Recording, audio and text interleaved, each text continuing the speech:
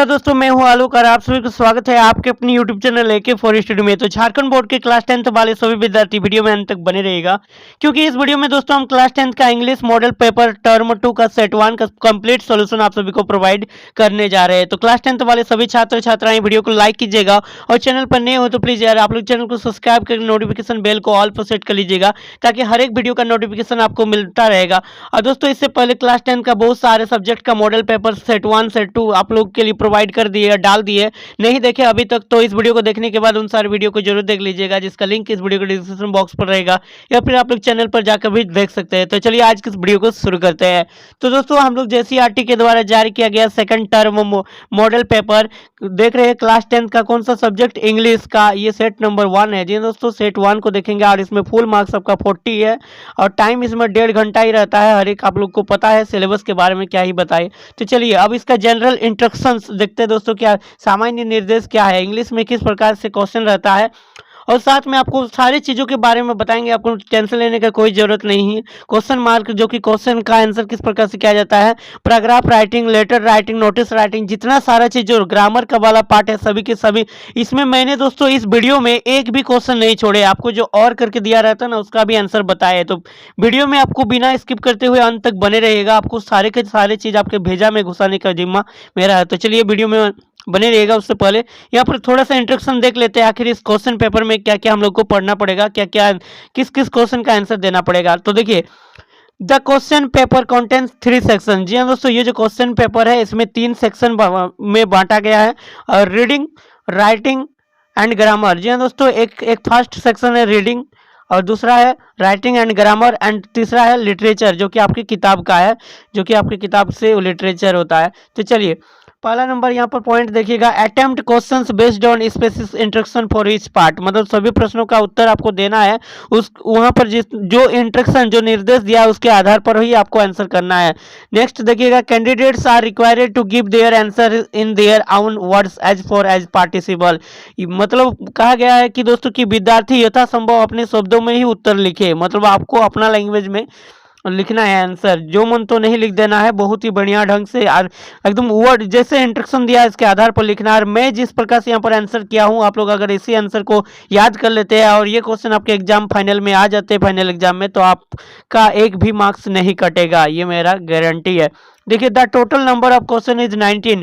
English के question paper set 1 में देखिएगा इसमें क्वेश्चन 19 क्वेश्चन है। जी हाँ दोस्तों, मॉडल पेपर टर्म 2 में जो कि 19 क्वेश्चन पूछा जाएगा। तो चलिए सबसे पहला पार्ट हम लोग का सेक्शन ए जो कि है रीडिंग, और इसमें 10 मार्क्स पूछे जाते हैं, 10 मार्क्स।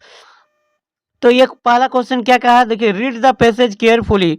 इस पैसेज को, इस गद्यांश को अच्छे से पढ़ना है, and answer any five of the flowing question. और इनमें से 5 प्रश्नों का उत्तर देना है। लेकिन हम लोग तो सारे के सारे प्रश्नों का उत्तर दिए हैं, आप लोग को आगे बताएंगे। तो चलिए यहाँ पर ध्यान दीजिएगा क्या कह रहा है, मैं पढ़ के इसको हिंदी में भी एक्सप्लेन कर दूंगा आपके लिए। तो चलिए ध्यान दीजिएगा, mass copying in the examination has reduced education to a joke.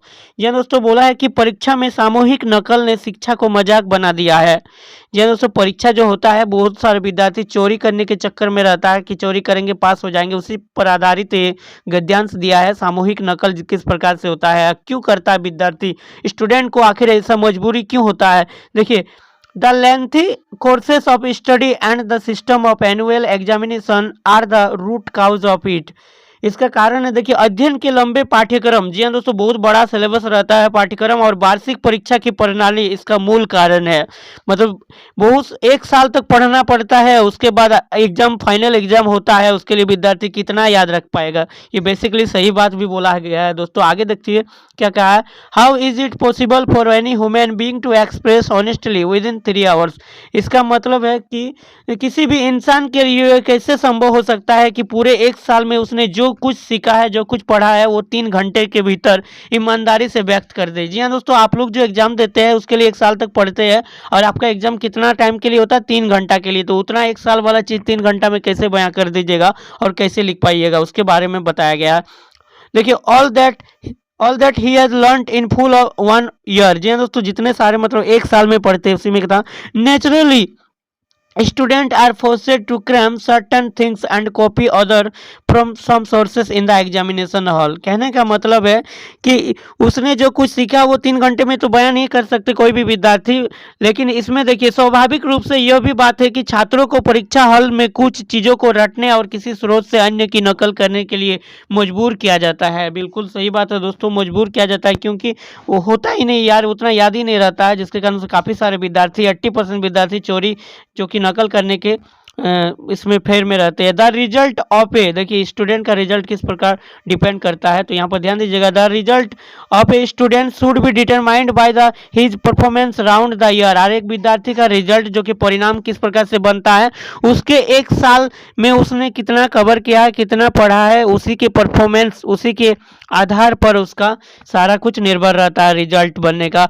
The class teacher should be interested with the difficult task. देखिए क्लास टीचर जो होता है, शिक्षक होता है, उसका क्या जिम्मा रहता है इसके प्रति, तो देखिए छात्र को वर्ष भर में उसके प्रदर्शन से निर्धारित किया जाना चाहिए, लेकिन कक्षा शिक्षक को तो कठिन कार्य सौंपे जाने चाहिए। किस लिए?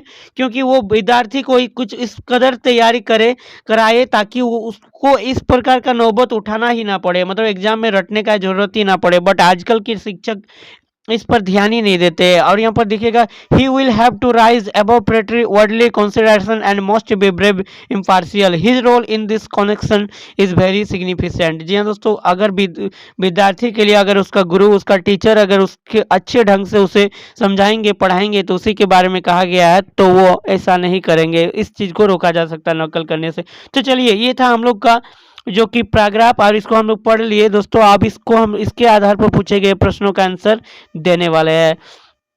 तो यहाँ पर देखिए सेक्शन ए रीडिंग 10 मार्क्स इसमें मिलेगा, आपको 5 क्वेश्चन का आंसर देना होता है। फर्स्ट क्वेश्चन देखिएगा, what has made education A joke. तो देखिए शिक्षा को मजाक किसने बनाया है, तो देखिए इसका आंसर हो जाएगा आपका mass copying in the examination has reduced education to a joke. मैं जो कि यह आंसर लिया हूँ कहाँ से दोस्तों, उसी से जो अभी हम लोग कुछ देर पहले ऊपर में जो पढ़े उसी से मैंने ये उठाए है। मास इसका बोल रहा है कि शिक्षा मजाक क्यों बनाया, तो शिक्षा मजाक इसलिए बना है क्योंकि शिक्षा mass copying in the examination has reduced education to a joke. सामूहिक नकल जो कि परीक्षा में सामूहिक जो नकल करते हैं, जो शिक्षा को मजाक बनाकर रख दिया है। जी दोस्तों, इसका आंसर यही होगा। चलिए नेक्स्ट क्वेश्चन ध्यान दीजिएगा, question number 2, what are the causes of mass copying. सामूहिक नकल के क्या कारण है, देखिए आखिर सामूहिक नकल क्यों करते हैं, तो इसका आंसर हो जाएगा the lengthy courses of study and the system of annual examination are the root cause for it. Lengthy courses, बहुत लंबा कोर्स होने के कारण, पढ़ाई का जो बहुत लंबा कोर्स रहता है, और साथ में 1 साल में जो वार्षिक परीक्षा होते हैं उसके लिए पूरा साल भर का याद कैसे रख पाएगा, जिसके कारण से उसे चोरी करने के लिए मजबूर किया जाता है स्टूडेंट को। नेक्स्ट देखिएगा question number 3, how should the result of a student be determined. एक परीक्षार्थी यानी कि एक विद्यार्थी का रिजल्ट कैसे डिटरमाइंड होता है, कैसे ज्ञात किया जाता है, तो देखिए एक मिनट दोस्तों, ये पीडीएफ आगे क्यों भागे, हाँ यहाँ पर देखिएगा, द रिजल्ट ऑफ ऑल, यहाँ पर ऑल होगा, ALL ऑल होना चाहिए था। The result of all students should determined by his performance round the year. जितने भी विद्यार्थी हो सभी का जो कि रिजल्ट किस प्रकार से पूरे साल भर में उसके परफॉर्मेंस के आधार पर, वो साल भर में क्या पढ़ा उसी के आधार पर रिजल्ट उसका बनता है। चलिए नेक्स्ट क्वेश्चन देखिएगा, according to the passage what qualities are required of a teacher. बोल रहा है कि ऊपर के जो हम लोग गद्यांश पढ़े उसके आधार पर बताइए कि एक शिक्षक का क्या गुण होना चाहिए, एक शिक्षक में क्या गुण होना चाहिए। तो यहाँ पर देखिए इसका आंसर बहुत ही अच्छा से किया है, the class teacher should be interested with the difficult task, he will have to rise above petty worldly considerations and must be brave impartial, his role in this connection is very significant. इस बोल रहा है कि शिक्षक का जो कि role इसमें बहुत ही कठिन रहता है, कठिन टास्कों को पहले कराए, अच्छे से कराए, ताकि विद्यार्थी उसे रटने में, बहुत सारे विद्यार्थी रटने में ध्यान देते हैं जो कि याद नहीं रख पाते हैं, जिसके कारण से उसे चोरी करने का नौबत झेलना पड़ता है। अगर कोई टीचर अगर किसी विद्यार्थी को अपने से बहुत अच्छे से डिफिकल्ट क्वेश्चनों को, डिफिकल्ट टास्क पहले से अवगत करा दे, पहले से उसका डर, उसे बहादुर बना दे, तो इस चीज़ का नौबत आएगा ही नहीं। तो चलिए अब हम लोग देखेंगे दोस्तों, ये था हम लोग का इसका। अब नेक्स्ट क्वेश्चन इसी में है, देखिए इसी में क्वेश्चन नेक्स्ट आया था क्या, question number 5, complete the sentence. इसमें कंप्लीट करना था तो आगे दिया हुआ था वो क्वेश्चन, यहाँ पर मैं मेंशन नहीं किया हूँ, आप लोग देख लीजिएगा। इसका एक नंबर लिख दिया है जो उसके आगे होगा, to express honestly within 3 hours all that he has learn in full 1 year. Next देखिएगा, नेक्स्ट का जो कंप्लीट करने बोला था उसका आगे हो जाएगा, has reduced education to a joke. तो इसे आप लोग लिख लीजिएगा, नोट डाउन कर लीजिएगा। चलिए question number 6, make a meaningful sentence with the word performance. जी हाँ दोस्तों, बोला है कि परफॉर्मेंस शब्द से एक अर्थपूर्ण वाक्य बनाने बोला है। तो इसका आंसर हो जाएगा, I am satisfied with your performance. मैं आपके प्रदर्शन से संतुष्ट हूँ। इसका एग्जाम्पल आप कुछ भी बना सकते हैं, किसी your performance is too good, इस तरह का भी बना सकते हैं। क्वेश्चन नंबर 7 ध्यान दीजिएगा, give a suitable title for the passage. ऊपर में जो हम लोग कहानी टाइप का जो पैसेज पढ़े उसका बोल रहा है कि एक उपयुक्त शीर्षक दीजिए। तो उपयुक्त शीर्षक क्या हो जाएगा दोस्तों, मेरे अकॉर्डिंग आप कुछ भी दे सकते हैं, मास कॉपिंग इन द एग्जामिनेशन, मतलब परीक्षा में सामूहिक नकल, इसका हम शीर्षक दे दिए। तो चलिए आपको हम लोग सेक्शन बी देखेंगे। सेक्शन ए कंप्लीट हो गया। सेक्शन बी में क्या है, राइटिंग एंड ग्रामर। जी हाँ दोस्तों, इसमें लिखना पड़ता है, ये 11 मार्क्स, ये बहुत ज़्यादा इंपॉर्टेंट रोल निभाता है आपके एक अच्छा स्कोर करने के लिए, आपको अच्छा मार्क्स दिलाने में। तो आप लोग इन सारे क्वेश्चनों को बढ़िया ढंग से अच्छे से करके जाइएगा और इससे आपको 100% मार्क्स मिलेगा। और मैं यहाँ पर आपको हिंट्स देना चाहूँगा, अगर बाई चांस आपको इस प्रकार आप जो रट के गए हैं या जो समझ के गए वो लेटर या फिर वो पैराग्राफ लिखने ना आए, वो आर्टिकल ना आए, तो आप ऐसे में क्या कीजिएगा, तो आपको थोड़ा सा ढांचा आपको पता रहना चाहिए। जैसे फॉर्मल लेटर होता है दोस्तों एक, और एक होता है इनफॉर्मल लेटर। तो जैसे यहाँ पर क्वेश्चन 8 देखिएगा, हम तो इस वीडियो में सारे के सारे क्वेश्चन आप सभी के लिए करा दिए हैं ताकि आपको किसी भी प्रॉब्लम नहीं होने देंगे। आगे देखिए, write letter to your younger brother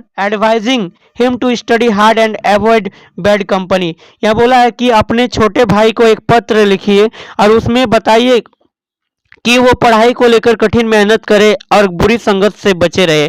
तो इसके बारे में अपने भाई को लिखना है। तो किस प्रकार से लिखिएगा, तो देखिए जब भी अपने भाई को, अपने माता को, पिता को, किसी को भी लिखिएगा तो सबसे पहले आप क्या कीजिएगा, ढांचा समझ लीजिए दोस्तों। आप सबसे पहले यहाँ पर जो ये ऊपर वाला सेक्शन होता है, यहाँ पर सबसे पहले जगह का नाम होता है, जैसे कि मोयरा टोला सिद्धपाड़ी हम यहाँ से लिख रहे हैं। आप कहाँ यहाँ पर दे सकते हैं, दुमका, झारखंड, कुछ भी दे सकते हैं। यहाँ पर जगह का नाम दे दीजिएगा, यहाँ पर हाउस नंबर, आपके घर का नाम दे दीजिएगा और यहाँ पर डेट मेंशन कीजिएगा कि आप कब लिख रहे हैं। उसके बाद यहाँ से आपका लेटर जो कि स्टार्ट होता है, पत्र लिखना, माय डियर राजू, जैसा हम लिख रहे हैं मेरे प्रिय राजू। यहाँ पर आप सभी को पूरे हिंदी में एक्सप्लेन कर रहे हैं, बहुत टाइम लगा था दोस्तों इस पीडीएफ को बनाने में। ये पीडीएफ मैं आप सभी के लिए मेरे Telegram channel AK for study और WhatsApp group AK for study पर अपलोड कर दूंगा। आप लोग को टेंशन लेने का कोई जरूरत नहीं, आप लोग पूरा ध्यान से अपने वीडियो में एक बार वीडियो में अंत तक बने रहेगा। अब वीडियो को लाइक करके अपने मित्रों के साथ शेयर जरूर कीजिएगा और चैनल पर नए हो तो प्लीज़ यार चैनल को सपोर्ट जरूर की दिखाइएगा ज़्यादा से ज़्यादा, ताकि आप लोग के लिए मैं और ज़्यादा वीडियो ला पाऊँ और ज़्यादा हेल्प कर पाऊँ। तो देखिए, I have just received your progress report from your school. बोल रहा है कि मैं अभी तुरंत तुम्हारा जो कि स्कूल रिपोर्ट में, I have just received your progress report, तुम्हारा जो प्रोग्रेस रिपोर्ट है अभी तुरंत मुझे प्राप्त हुआ। आई एम शॉक्ड टू सी, मैं आश्चर्यचकित हो गया, that you have miserably failed in English and maths. देखे कि आप जो तुम मैथ और इंग्लिश दोनों में फेल हो चुके हो। योर अटेंडेंस इज बिलो 70%, यहाँ तक कि तुम्हारी अनुपस्थिति भी 70% से नीचे ही है। It seems that you are neglecting your studies, इसका मतलब है कि तुम पढ़ाई को नेग्लेक्ट कर रहे हो, इनकार कर रहे हो, अच्छे से पढ़ाई नहीं कर रहे हो। यू हैव डेफिनेटली, तुम्हें आवश्यक है क्या, fallen in a bad company. You have definitely मतलब तुम जरूर बुरी संगत में गिर चुके हो, बुरी संगत के लगाव में आ चुके हैं। If this state of affairs continues, you will fail in your final examination. अगर तुम इसी तरह का करते रहो आगे तो फिर तुम अपना फाइनल एग्जाम में फेल कर जाओगे। So you should mend your ways. तो इसलिए तुम अपना रास्ता गलत भटक गए तो उससे सुधर जाओ। Before it is too late, ये बहुत ज़्यादा देर होने से पहले तुम सुधर जाओ। इट इज़ हाई टाइम, अभी भी बहुत समय है। That you should avoid bad company, और इसके लिए तुम्हें बुरी संगतों का इनकार करना होगा। And pay attention towards your studies, और अपने पढ़ाई पर ध्यान आकर्षित करना होगा। ऑलवेज रिमेंबर, और एक बात हमेशा याद रखना, that hard work is the key to success. जी हाँ दोस्तों, बिल्कुल सही बात है, कठिन मेहनत ही सफलता की एकमात्र कुंजी है, इसे भी याद रखना है आप लोग को भी। और यहाँ पर देखिए लास्ट में पैराग्राफ चेंज किया जाता है, यहाँ पर लिखा जाता है I hope you will act upon my advice and start working from today. इसका मतलब है मैं आशा करता हूँ कि तुम मेरे बातों को ध्यान में रखोगे और इस पर एक्ट करोगे। एक्ट करने का मतलब है कि इसका रिएक्शन करोगे। And start working from today, और आज से ही मेहनत करना शुरू कर दोगे। विथ बेस्ट विशेष, शुभकामनाओं के साथ योर लविंग, मतलब आपका प्यारा आलोक कुमार। जैसे कि मैं यहाँ पर अपना नाम दे दिया हूँ, यहाँ पर आप अपना नाम दे सकते हैं या किसी का भी नाम दे सकते हैं। तो चलिए दोस्तों, ये था हम लोग का एक लेटर। और इसी में दूसरा एक लेटर और करके पूछा था। ये क्या था देखिए, write a letter to the area manager BSNL requesting him to get the serious fault of dead telephones of your area repaired. बोला कि एरिया मैनेजर जो कि BSNL का होता है, उसका एरिया मैनेजर को एक आवेदन लिखने के लिए बोला है। किस लिए बोला है, तो कारण है serious fault of dead telephone, जो टेलीफोन जो डेड हो गया है आपके एरिया में, तो उसे ठीक करवाने, उसे मरम्मत करवाने के लिए एक आवेदन लिखिए। तो किस प्रकार से लिखना है ये दोस्तों देखिए, सरकारी जो पत्र लिखा जाता है इंग्लिश में इस प्रकार, सबसे पहले टू लगाया जाता है। जैसे हम लोग to the headmaster, to the principal लिखते हैं ना, तो टू द कॉमर्शियल ऑफिसर, जो कॉमर्शियल ऑफिसर बोला जाता है इसको, तो इस प्रकार से लिख सकते हैं टेलीफोन ऑफिस रांची। जैसे टेलीफोन कहाँ से, आप यहाँ पर एरिया का नाम होगा, यहाँ पर जैसे ऑफिसर का नाम, जो ऑफिसर है जिसको लिख रहे हैं उसका नाम दीजिएगा द कॉमर्शियल ऑफिसर, मतलब पद का नाम है, ऐसा नहीं ऑफिसर का नाम नहीं लिखना है। टेलीफोन ऑफिस रांची, यहाँ पर ऑफिस का एड्रेस। और सब्जेक्ट में, विषय में क्या दीजिएगा, कंप्लेंट अगेंस्ट डेड टेलीफोन्स, जो खराब हो चुके टेलीफोन के संबंध में कंप्लेन, शिकायत, यहाँ पर लिख दीजिएगा। तो यहाँ से लिखिएगा देखिए, sir I want to bring your kind notice that in this locality many telephones are dead for the last 15 days. मैं आपका ध्यान मेरे इस लोकल के एरिया में लाना चाहता हूँ, क्योंकि many telephones are dead for the last 15 days, क्योंकि 15 दिनों से बहुत सारे टेलीफोन जो कि डेड हो चुके हैं, खराब हो चुके हैं। Many a time complaints have been lodged, बहुत समय से कंप्लेंट शिकायत आते रहते हैं बहुत लोगों का। As yet to action has been taken, अब बारी आ गया है एक्शन लेने का। We are in great trouble, इसके लिए हम लोग बहुत यहाँ पर कठिनता महसूस कर रहे हैं। We have been quite aloof from our friends and relatives, और जो नेटवर्क मतलब टेलीफोन खराब रहने से हमारे दोस्तों और पड़ोसियों से बात भी नहीं कर पाते हैं। No connection to get immediate news, और कुछ इमीडिएट न्यूज़ भी नहीं आ पाते हैं। Please look into the matter at once, एक बार प्लीज़ इधर ध्यान दीजिए इन बातों पर। And get the dead telephones revived, और ख़राब हो चुके टेलीफोन्स की मरम्मत करवाइए। थैंक यू, यहाँ पर देखिए थैंकिंग यू, आपका धन्यवाद, यहाँ पर आप लिख सकते हैं योर्स फैथफुली, आपका विश्वासी, यहाँ पर आपका नाम हो जाएगा। तो इस प्रकार से दोस्तों ये था। अब चलिए, अब question number 9, right a paragraph on discipline और वर्क इज वर्शिप। यहाँ पर 2 को दिया है, तो इसमें से किसी एक पर आपको लिखना है। तो दोनों के दोनों इंपॉर्टेंट था, इसलिए मैं दोनों के दोनों पर आंसर कर दिया हूँ। डिसिप्लिन का मतलब होता है दोस्तों अनुशासन, अनुशासन जो कि एक बहुत ही अच्छा चीज़ होता है। और ये बहुत ही VVI इस पर क्वेश्चन बार बार इस पर आर्टिकल लिखने आते हैं। वर्क इज़ वर्शिप, कार्य ही पूजा है, काम ही पूजा है, इस पर भी निबंध लिखने आते हैं इंग्लिश में। तो चलिए यहाँ पर डिसिप्लिन पर थोड़ा सा मैं एक्सप्लेन कर दूँ कि देखिए, discipline means following certain rules and norms. अनुशासन का मतलब होता है कि अनुशासित नियम, कानून, कायदे। Humans live in a society, बोल रहा है कि मनुष्य जो है एक समाज में रहते हैं। And society needs to be disciplined to maintain law and order, और समाज में रहने के लिए एक अनुशासन, नियम कानून का पालन करना होगा। Everyone has to follow the declared rules and regulation to maintain peace and harmony, और प्रत्येक आदमी अपने अपने स्तर पर अनुशासन का पालन करते हैं, नियम का, कानून का पालन करते हैं। तो दोस्तों ये आप लोग पढ़ लीजिएगा, ये समझ ज़्यादा पढ़ेंगे तो बहुत ज़्यादा वीडियो लंबा हो जाता है, इसलिए आप लोग एक्सप्लेन इसमें करने का उतना भी ज़रूरत नहीं, इसे आप लोग याद कर लीजिएगा। तो इस प्रकार से चलिए, वर्क इज़ वर्शिप, यहाँ पर देख सकते हैं, इसके बारे में भी मैंने लिख दिया है। तो इसे भी आप लोग, आपको जो अच्छा लगे, जो आपको पर्सनली, लेकिन मैं पर्सनली सजेस्ट करूँगा आप लोग दोनों को दोनों याद कर लीजिएगा, अच्छा रहेगा। चलिए इसको थोड़ा सा एक्सप्लेन कर देते हैं। क्वेश्चन नंबर 10 बहुत ही इंपॉर्टेंट है, ये भी आई है दोस्तों, इस पर एग्जाम में ये क्वेश्चन आ सकते हैं। Right a paragraph describing your last birthday party. बोल रहा है कि एक पैराग्राफ लिखिए, आपका जो पिछला जन्मदिन किस तरह से आप सेलिब्रेट किए उसके आधार पर। तो किस प्रकार से लिखना होता है ये पैराग्राफ, तो देखिए, to every child of the world birthday is a remarkable day. बोल रहा है कि प्रत्येक बच्चों के लिए उसका जन्मदिन, पूरे संसार में प्रत्येक बच्चों के लिए उसका जन्मदिन जो होता है वो यादगार रहता है। Every body wants to pass this day with parents, relatives and friends in a joyous mood।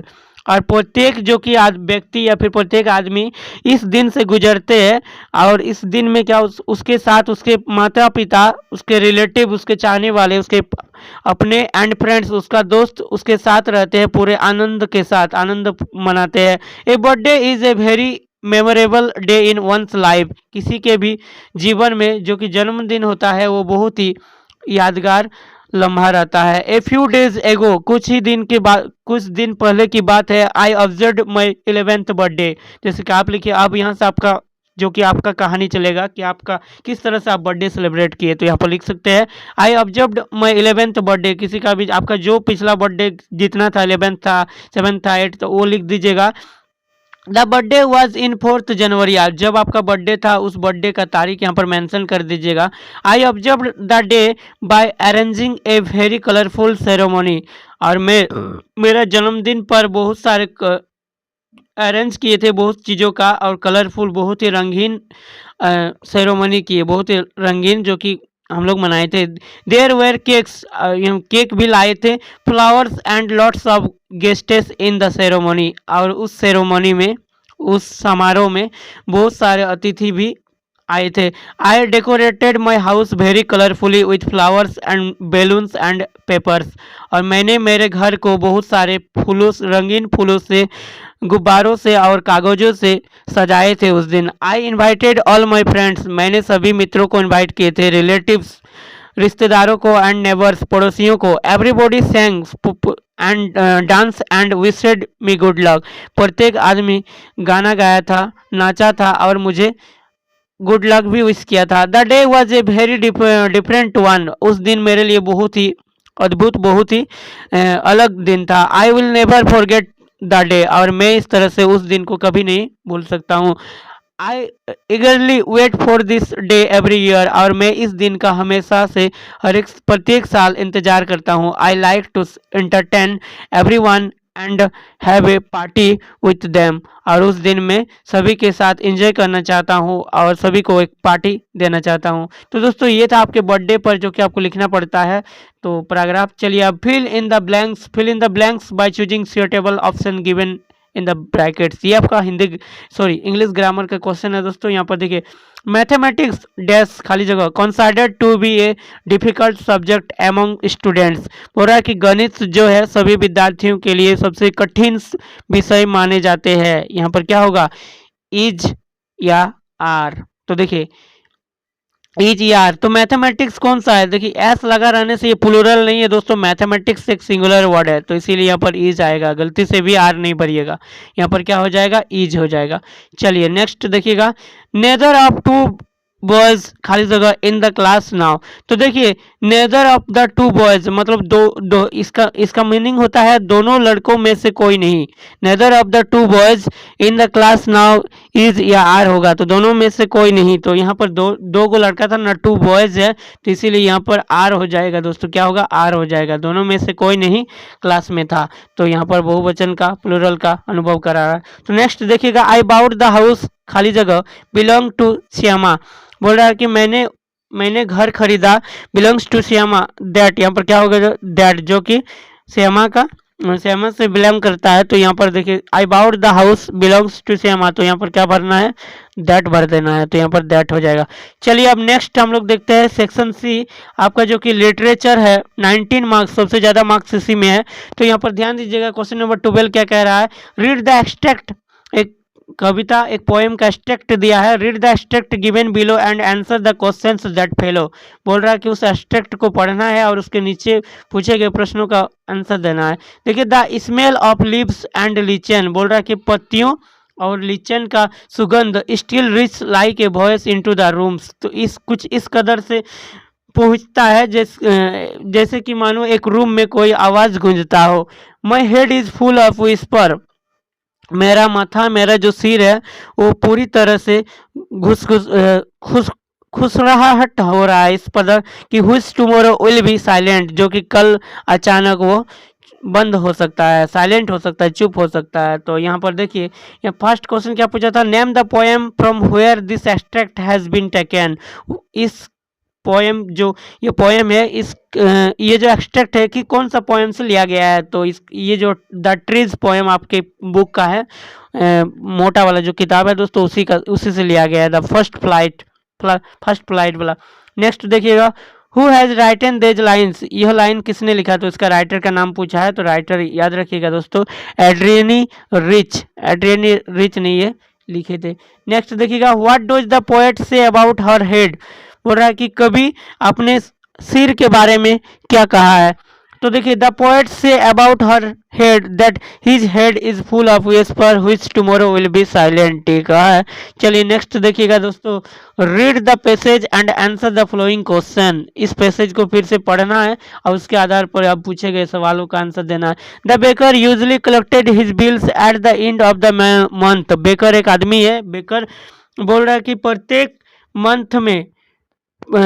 Month में अपना वो बिल कलेक्टेड करता था, बिल जमा करता था। Monthly accounts use to be recorded to some wall in pencil, और monthly महीनों का जो खाता मंथली अकाउंट्स जो होता है, लिखा जोखा, वो क्या मंथली उसका हिसाब किताब, मासिक हिसाब किताब वो क्या करता था, किसी चीज़ों से किसी दीवारों में वो पेंसिल से लिख कर रख देता था, रिकॉर्ड कर देता। Baking was indeed a profitable profession in the old age. अब पहले के ज़माने में बेकिंग बेकिंग पाउडर के व्यवसाय जो कर रहा है, तो इसमें बताया गया वो बहुत ही लाभदायक पेशा था, प्रॉफिटेबल प्रोफेशन था इन द ओल्ड एज। तो नेक्स्ट इसका देखिएगा क्वेश्चन, देखिए क्वेश्चन नंबर 1 ए बोला है, where did the baker record his accounts. तो देखिए, the baker record his accounts used to be recorded on some wall in pencil. Next देखिएगा, when did the baker collect his bills. तो the baker usually collected his bills at the end of the month. कब वो ये करता था, तो पूरा end month के एंड में। नेक्स्ट देखिएगा, which word in the extract is A synonym of business. तो बिजनेस का सिनोनिम्स पूछा है। बिजनेस मीन्स क्या होता है दोस्तों, पेशा, जो कि रोजगार, इस बिजनेस होता है ना, तो बिजनेस। तो प्रोफेशन मीन्स भी होता है पेशा, तो इसका सिनोनिम्स क्या हो जाएगा, प्रोफेशंस। तो चलिए अब नेक्स्ट क्वेश्चन देखिएगा, क्वेश्चन नंबर 14 जो बहुत ही इंपॉर्टेंट है। What message does the poem animals wish to convey. बोल रहा है कि जो पोएम है एनिमल्स, उसके आधार पर क्या मैसेज दिया है। तो देखिए, पोएट का क्या अच्छा था इसके लिए, तो यहाँ पर आंसर देखिएगा, the poet wishes that he could switch over his locality and faith from human beings to animals. He want to live with them as he feels more comfortable in their company. Animals appear to be very peaceful, independent, self-sufficient and self-content. चलिए next question देखिएगा, question number 15, why did Bholi's parents accept Bishamber's marriage proposal. Bholi के माता पिता भोली के लिए बिशंबर का जो मैरिज, शादी का प्रपोजल आया था, उसे एक्सेप्ट क्यों किया था, स्वीकार क्यों किया था, ये पूछा है। तो इसका आंसर कुछ इस प्रकार से होगा, भोली's पेरेंट्स फेल्ड, भोली के माता पिता अनुभव करते थे, क्या किया था, देखिए, that if they did not accept, अगर वो बिशंबर्स प्रपोजल को एक्सेप्ट नहीं करेंगे, she might remain unmarried all her life.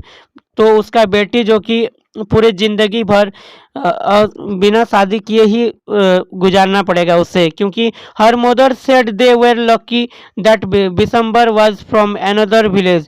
और उसका मम्मी का सोच था कि उसका मम्मी जो कि है पूरा अपने आप को लकी, भाग्यशाली मानते थे, क्योंकि बिशंबर जो कि दूसरे गांव से बिलोंग करते थे, और जिसके कारण से डिड नॉट नो अबाउट, जिसके कारण से उसे पता नहीं था, क्या नहीं पता था दोस्तों, भोली's पॉक मार्क्स, भोली का जो चिकन पॉर्न था उसे नहीं पता था, चिकन पॉक मार्क्स, चिकन उसका जो चिन्ह था, marks, and her lack of sense, और उसे उस लैक ऑफ सेंस भी नहीं पता। Hence Bholi's parents accepted the marriage proposal, जिसके कारण से था भोली के माता पिता भोली के लिए उसका बिशंबर का मैरिज एक्सपर्ट कर लिया। चलिए next question, question number 16, how is bread N important part of gone life.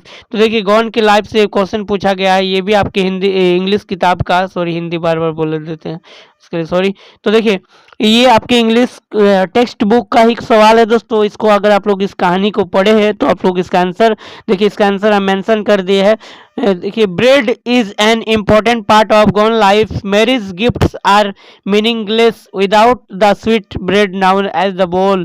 For a party, bread is a must. Well, for Christmas cakes and कहाँ चला गया यार, एक मिनट। क्वेश्चन नंबर कितना था, सॉरी चला, हाँ यहाँ से हम लोग देख रहे थे। देखिए वो Volin has are a must. The elders were given loaves and the children were given bread bangles which they longed for. चलिए नेक्स्ट क्वेश्चन देखिएगा, नेक्स्ट क्वेश्चन क्या है, आप लोग इसे याद कर लीजिएगा, ये सब आसान ही है, थोड़ा सा एक दो बार प्रैक्टिस कीजिएगा हो जाएगा। Give a character sketch of Ausable, Ausable का चरित्र का वर्णन करने बोला है। Ausable was a smart intelligent man, Ausable कौन था, एक स्मार्ट था, बहुत ही इंटेलिजेंट मैन, बुद्धिमान आदमी थे। ही वॉज वेरी फैट, वो बहुत ही मोटा थे। एंड स्लोफी, तो he was a secret agent, वो सीक्रेट एजेंट रहने के साथ साथ he spoke in an American accent, वो अमेरिकन एसेंट में बात करते थे। और which he had brought from Boston 20 years ago, और उसे बोस्टन 20 साल से पहले से उसे लाया गया। He could speak French and German but possibly he was A spy who dead in expensive and danger. तो यहाँ पर आप इसका आंसर देख सकते हैं। चलिए नेक्स्ट क्वेश्चन देखेंगे दोस्तों, question number 18, whom did Horace Denby meet at Suit Over Grange? How did the meeting affect his plans? तो इसे पढ़ सकते हैं। Horace met a young pretty woman dressed in red at Suit Over Grange. She pretended to be the owner's wife and deceived him into breaking open the safe to remove the jewels for her. She threatened even to call the police. This meeting adversely affected his plans as he was not able to get away with the jewels. Next question देखिएगा, question number 19, why does Wally refuse to look out of the window on her way back?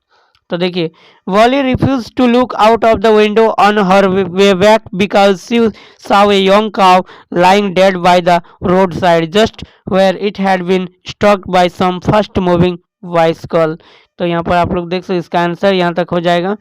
The memory of dead cow haunted her and therefore she refused to look out of the window। तो जितने सारे answer कराए दोस्तों इसमें सारे के सारे एकदम करेक्ट, एक एक चीज़ को ध्यान में रखते हुए कराए गए हैं, आपको वर्ड भी मिस्टेक नहीं होगा। आप लोग इन सारे प्रश्नों को याद कर लीजिएगा, रट लीजिएगा, बहुत सारे इंपॉर्टेंट है, सभी के सभी मैं क्वेश्चन का आंसर करा दिया हूँ। आई होप कि आप सभी को आज का ये वीडियो पसंद आया, तो प्लीज़ यार वीडियो को लाइक कीजिएगा, चैनल पर नए हो तो प्लीज़ चैनल को सब्सक्राइब जरूर कर लीजिएगा, क्योंकि आप लोग चैनल को सब्सक्राइब नहीं करते यार, चैनल को सब्सक्राइब करना तो बनता है। और अपने सभी मित्रों के साथ इस वीडियो को शेयर जरूर कर दीजिएगा। तो मिलते हैं एक और वीडियो में, तब तक के लिए take care, bye bye, thanks for watching.